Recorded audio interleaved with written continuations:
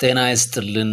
ይህ ኢትዮ ፕላስ ነው። ከጥቂት ጊዜያት በፊት የዓለማችን ንጹሐን የሚያልቁባት ዋና ከተማ የሚል ተቀጽላ ስም የተሰጣት መገደሎን እንጂ ማን እንደገደሎት እንኳን በቅርቡ ያሉ ሰዎች የማያውቁባት እታች ላይ ካሉ አንገቶ እንደ ዶሮ የሚበጠስባት ምድር ነበረች። የላቲን አሜሪካዋ ኤል ሳልቫዶር ቀንም ሆነ ማታ የከተሞቿ ጎዳናዎች ሞትንና ፍርሃትን የሚተነፍሱ አንድም ቀን ቢሆን በህይወት ለመቆየቶ እርግጠኛ የማይሆኑባት ምድር ያቺው ሀገር ያኑ ህዝብ ሌላ ምዕራፍ ላይ ገብቷል። አሁን እድሜ ለፕሬዝዳንት ናይብ ቡኬሌ ሁሉም ተቀይሯል። ያቺ የምድራችን አስፈሪዋና አደገኛዋ ሀገር የሚለው መጠሪያዋ ሰላማዊ ሀገር ወደሚል ተለውጧል። ፕሬዝዳንት ናይብ ቡኬሌና ሲኮት የተሰኘው እስር ቤት ለኤልሳልቫዶርና ኤልሳልቫዶራውያን ሰላም ውለው ሰላም ለማደራቸው ዋስትና የሰጡ ናቸው። የምድራችን አደገኛ ሰዎች ምናልባትም መቶዎችና ሺዎችን ቀርጥፈው እየበሉ መላው ዓለምን ያስጨነቁ መንግስታትን ጭምር ያናጉ በዚህ በዓለማችን ትልቁና አደገኛ በተባለው እስር ቤት ውስጥ አሉ። የላቲን አሜሪካዋ ኤልሳልቫዶር 6 ሚሊዮን ህዝብ ሲኖራት 10 ሺዎችን የሚሻገረው ዜጋዋ እዚህ እስር ቤት ውስጥ ነው የሚገኘው። ኤልሳልቫዶር በዓለማችን የማፊያዎች መፈልፈያ እንደሆነች ይነገርላታል። በ2019 ናይብ ቡኬሌ ከመጡ ወዲህ ግን ነገሮች ተለውጧል። በ2022 ይህንን ከ40 ሺህ በላይ የሚሆኑ ሰዎችን የሚይዘውና ከ8 የእግር ኳስ ስቴዲየም በላይ ስፋት ያለውን ሲኮት እስር ቤትን አስገነቡ።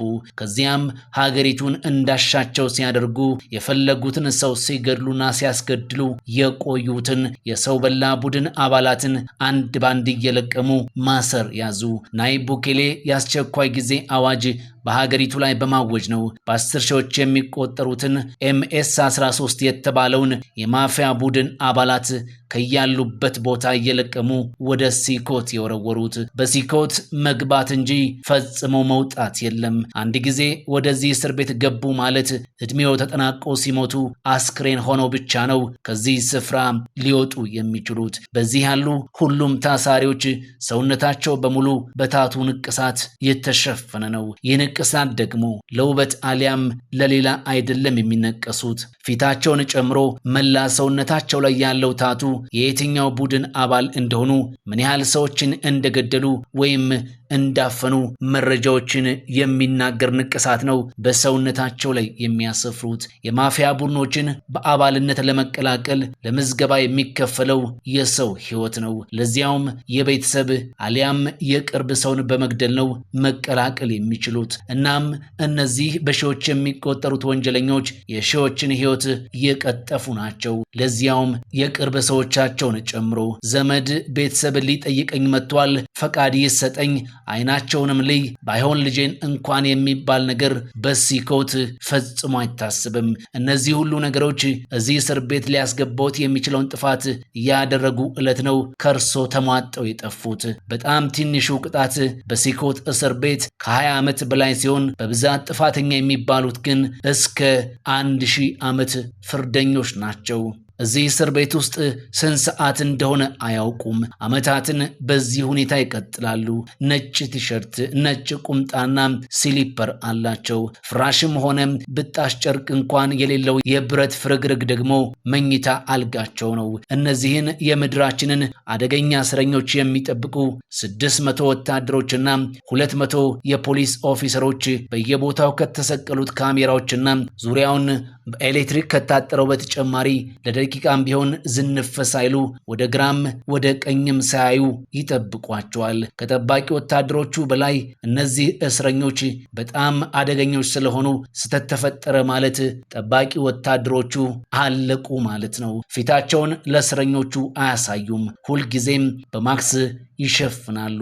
ምክንያቱም እነዚህ ሰዎች አደገኛ በመሆናቸው በጠባቂዎቻቸውና ቤተሰቦቻቸው ላይ ውጭ ያላቸውን ኔትወርክ ተጠቅመው ጉዳት ሊያደርሱባቸው ሊደርስባቸው ይችላል በሚል እነዚህ ጠባቂ ኦፊሰሮች ከእስረኞቻቸው ጋር በጭራሽ በፊት ለፊት አይተያዩም። ናይብ ቡኬሌ ኤልሳልቫዶር የዓለማችን አደገኛና አስፈሪ ተብላ ከምትታወቅበት ወደ ዓለማችን ሰላማዊት ሀገርነት ለውጧታል ነው የሚባለው። የአሜሪካው ፕሬዝዳንት ዶናልድ ትራምፕ እነዚህን የማፊያ ቡድን አባላት እያነቁ ወደ ሲኮት እየላኩ ናቸው።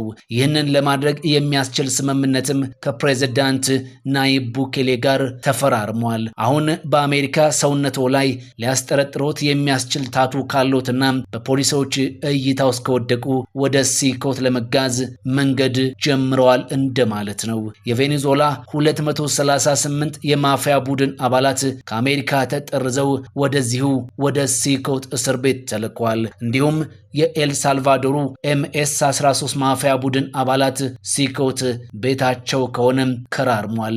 ከዋና ከተማዋ በስተ ምስራቅ በኩል 7 ኪሎ ሜትር ርቀት ላይ የሚገኘው ይኸው ሲኮት የተሰኘው የምድራችን አደገኛው እስር ቤት 23 ሄክታር መሬት ላይ ያረፈ ነው። የአሜሪካው ፕሬዝዳንት ብዙ ነፍሰ ገዳዮች፣ ብዙ እጽ አዟሪዎች ሀገራችንን ወረዋት ነበር፣ አሁን እያንቅን እየለቀመን ወደዚሁ እስር ቤት እየላክናቸው ነው እያሉ ነው። ፕሬዝዳንት ናይብ ቡኬሌ ፕሬዝዳንት ትራምፕ እየለቀሙ ለሚልኳቸው ታሳሪዎች 6 ሚሊዮን የአሜሪካን $1 ይከፈላቸዋል። ይህንን ስምምነት የሚቃወሙትና የሚተቹትም ግን አልጠፉም። የቬኔዙዌላው ፕሬዝዳንት ዜጎቼ ራሳቸውን መከላከል ወደማይችሉበት ስፍራ ዲፖርት መደረጋቸው ተገቢነት የለውም፣ ወደ ቬኔዙዌላ መመለስ አለባቸው ሲሉ ከአሜሪካ ወደ ሲኮት ዲፖርት የተደረጉባቸው ቤተሰቦች ደግሞ ጥፋተኝነታቸው ሳይረጋገጥ ነው እየታፈኑ የተላኩት በማለት ተቃውሞ እያሰሙ ነው። ነገር ግን ፕሬዝዳንት ትራምፕ አሁንም በአሜሪካን ሀገር